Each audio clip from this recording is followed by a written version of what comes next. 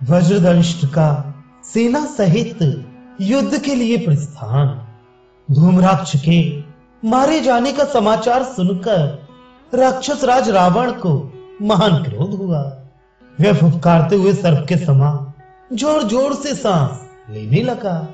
क्रोध से कलुषित हो गरम गरम लंबी सांस खींचकर उसने क्रूर निशाचर महाबली वज्रदंष्ट से कहा, वीर, तुम राक्षसों के साथ जाओ और दशरथ कुमार राम और वानरों सहित सुग्रीव को मार डालो।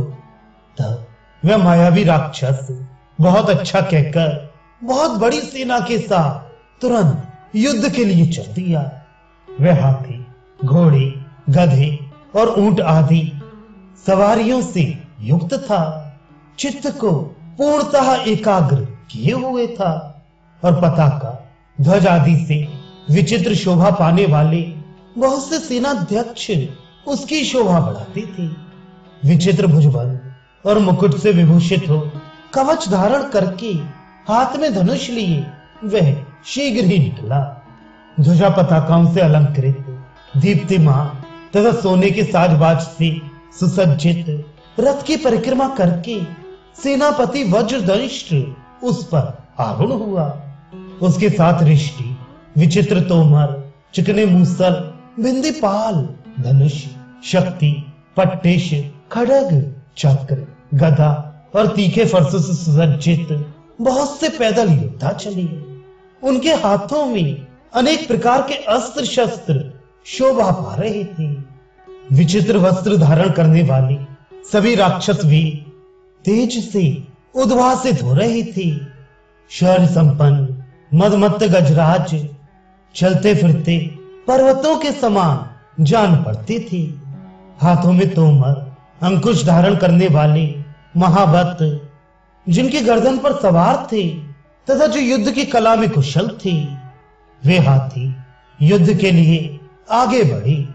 उत्तम लक्षणों से युक्त जो दूसरे महाबली घोड़े थे, जिनके ऊपर शूरवीर सैनिक सवार थे, वे भी युद्ध के लिए निकले। युद्ध के उद्देश्य से प्रस्थित हुई राक्षसों की वे सारी सेना वर्षा काल में गरजते हुए बिजलियों सहित मेघ के समान शोभा पा रही थी। वह सेना लंका के दक्षिण द्वार से निकली, जहां वानर युद्धपति अंगद राह रोके खड़ी थी। उधर से निकलते ही उन राक्षसों के सामने अशुभ सूचक अपशकुन होने लगा। मेघ रहित आकाश से तत्काल दुस्सह उल्कापात होने लगी। भयानक गधे मुंह से आग की ज्वाला उगलते हुए अशुभ बोली बोलने लगी और पशु ऐसी बोली बोलने लगे जिससे राक्षसों के अशुभ की सूचना मिल रही थी।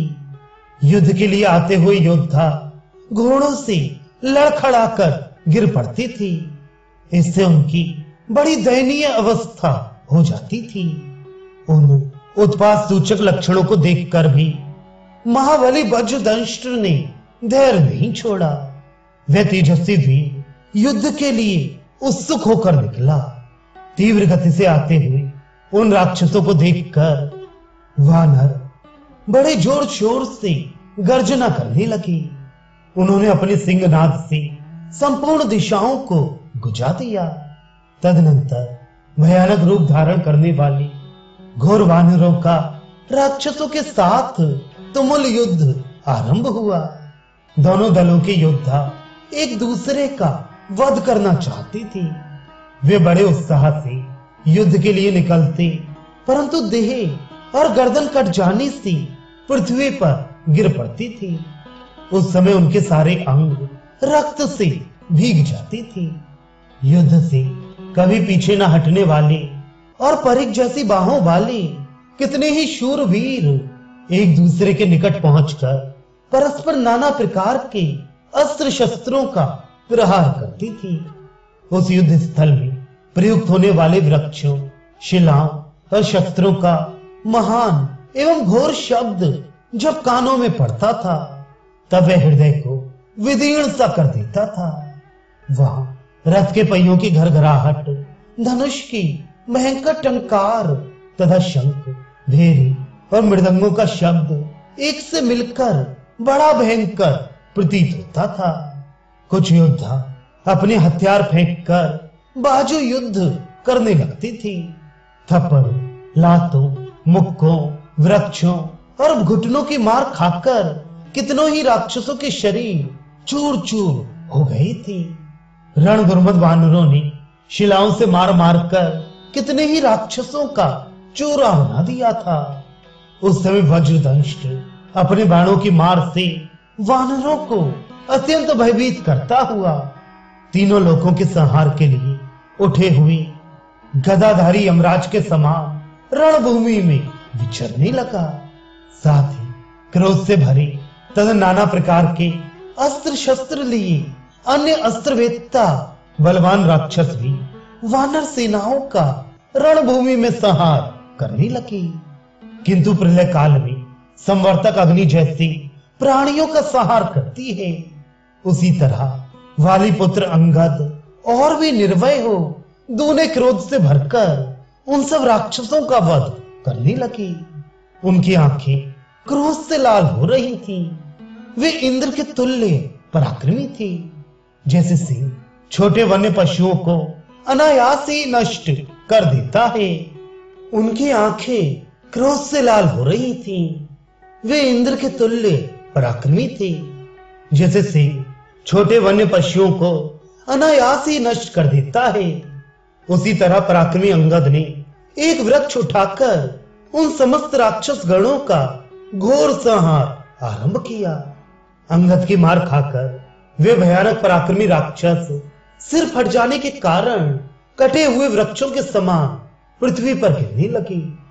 उस समय रथों, चित्र विचित्र ध्वजाओं, घोड़ों, राक्षस और वानरों के शरीरों तथा रक्त की धाराओं से भर जाने के कारण वह रणभूमि बड़ी भयानक जान पड़ती थी। योद्धाओं के हाथ, बाजूबंद, वस्त्र और शस्त्रों से अलंकृत हुई रणभूमि शरद काल की रात्रि के समान शोभा पाती थी।